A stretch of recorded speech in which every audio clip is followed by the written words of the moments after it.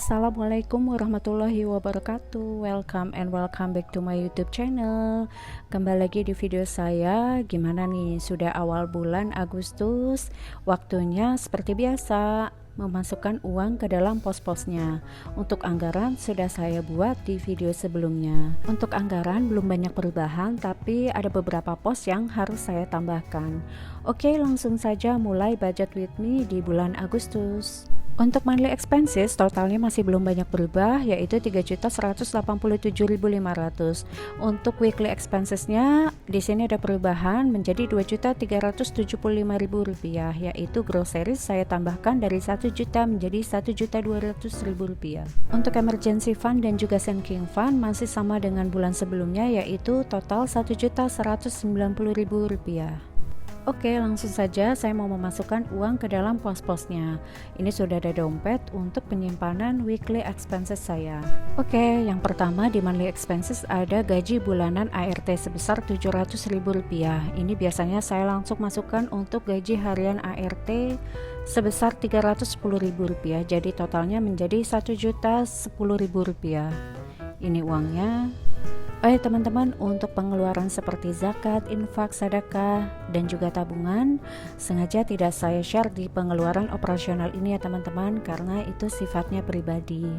Dan juga untuk alur keuangan rumah tangga kami secara garis besarnya sudah saya share di video saya pertama mengenai budgeting di awal bulan Juni 2021. Selanjutnya ada anggaran groceries. Nah, ini bulan-bulan sebelumnya sebesar 1 juta rupiah saya anggarkan, tapi bulan ini saya anggarkan menjadi 1.200.000 rupiah. Karena memang harga barang-barang di kota kami ini bisa dibilang lebih mahal daripada kota yang lain. Jadi memang selisihnya cukup besar, sehingga setiap bulan terkadang over budget. Jadi ya mungkin harusnya saya tambahkan lagi untuk bulan ini menjadi 1.200.000 rupiah. Selanjutnya ada anggaran belanja sayur mingguan sebesar 500.000 rupiah. Ya, ini masih sama seperti bulan-bulan sebelumnya. Apakah 500.000 rupiah cukup? Ya, jawabannya cukup ya teman-teman, dan sudah saya jelaskan di video saya sebelumnya. Dan ini sudah cukup untuk kami membeli sayur mayur, telur, tahu, tempe, dan ikan. Ikannya pun hanya bisa ikan air tawar. Untuk selebihnya seperti ayam, ikan salmon, daging, itu kami satukan dengan anggaran groceries. Oke, selanjutnya ada anggaran untuk laundry sebesar 140.000 rupiah. Nah, untuk laundry ini memang jarang terpakai anggarannya teman-teman, karena biasanya dibayar setelah laundrynya ini selesai. Dan biasanya Pak suami minta tolong Pak supir untuk ambil laundryannya. Dan biasanya sudah dikasih uang juga sebelumnya sama Pak suami. Jadi ya tidak terpakai, tapi tetap saya anggarkan. Selanjutnya ada anggaran untuk aqua galon sebesar 225.000 rupiah. Nah, untuk anggaran aqua galon ini juga terkadang masih tersisa banyak ya teman-teman. Biasanya saya anggarkan sekitar 75.000 setiap kali kami ganti galon, yaitu 4 galon. Tapi ya itu kadang-kadang karena galonnya itu pagi diambil sama Pak supir, ya kadang-kadang suka dibayar juga sama Pak suami. Tapi ya tetap saya anggarkan tiap bulan yaitu 225.000 rupiah.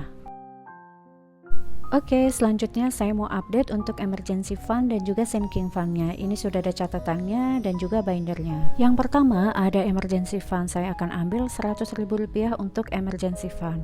Sehingga total emergency fund yang saya punya sekarang sebesar 400.000 rupiah.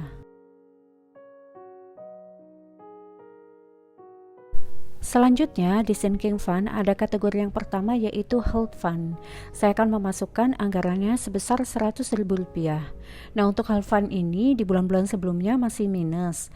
Saya masukkan 100.000 sehingga bulan ini minusnya menjadi 99.354 rupiah. Nah, ini kalau sudah terkumpul uangnya akan saya ambil karena sebelumnya menggunakan uang pribadi saya.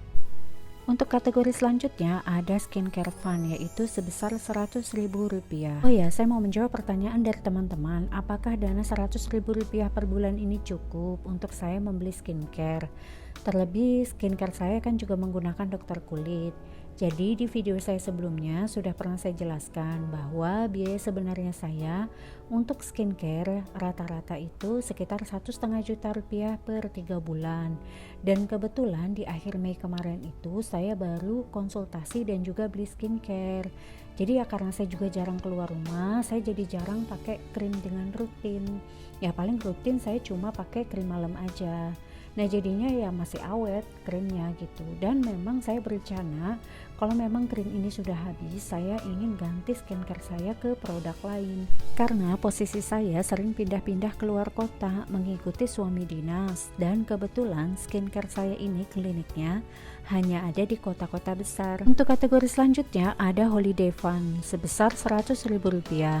Sehingga total yang saya punya untuk Holiday Fund sebesar Rp400.000. Untuk kategori selanjutnya ada Beauty Care Fund. Nah, di sini saya mau memasukkan uang sebesar Rp20.000 sehingga total yang saya punya ada Rp80.000. Nah, saya juga mau menjawab pertanyaan ya teman-teman. Ada yang menanyakan bahwa Beauty Care Fund itu sama nggak ya dengan Skincare Fund? Jawabannya beda ya teman-teman. Untuk kategori selanjutnya ada entertain. Nah, di sini uang masuknya saya masukkan sebesar Rp50.000. Sedangkan di bulan lalu ini ada minus sebesar Rp27.500. Sehingga Rp50.000 dikurang Rp27.500, sisanya menjadi Rp22.500. Jadi uang yang ada di sini saya ambil semua, saya sisahkan menjadi Rp22.500. Karena yang sebelumnya minus ini pakai uang pribadi saya. Nah ini uang 10.000-nya saya tukarkan dengan recehan, jadi biar ada kembaliannya.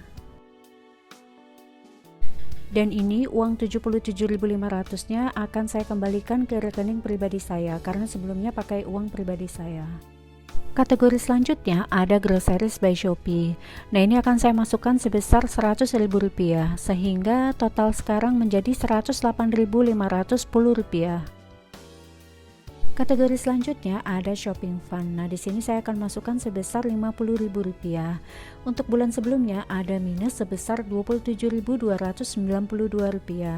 Nah, dari Rp50.000 ini saya kurangkan Rp27.292 sehingga tersisa Rp22.708. Jadi dana yang ada di shopping fund ini akan saya ambil semuanya dan saya sisahkan sebesar Rp22.708. Karena sebelumnya yang minus pakai uang pribadi saya. Nah ini uang 50.000-nya saya tukar receh jadi biar ada kembaliannya.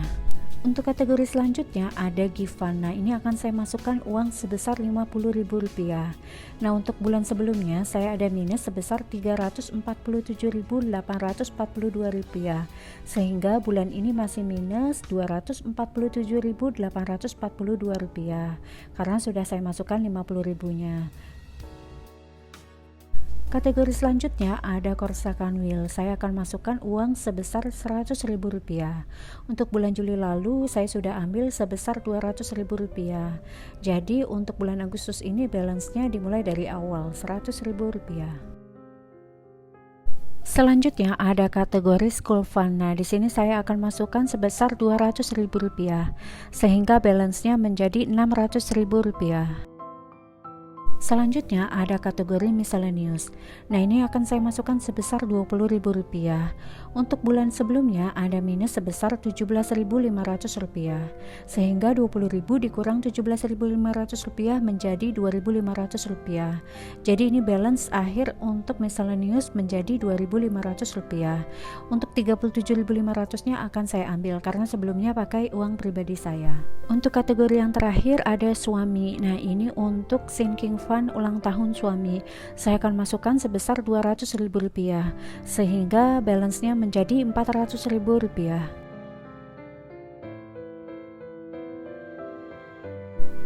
Oke, sekian video budgeting dari saya di bulan Agustus 2021. Mudah-mudahan tetap semangat dalam budgeting ya teman-teman. Jangan lupa please klik like kalau kalian suka dengan video ini. Jangan lupa di share ke teman-teman kalian kalau dirasa bermanfaat. Dan jangan lupa please klik subscribe untuk mendukung channel ini. Terima kasih buat teman-teman yang sudah menonton sampai akhir. Dan wassalamualaikum warahmatullahi wabarakatuh. Thank you.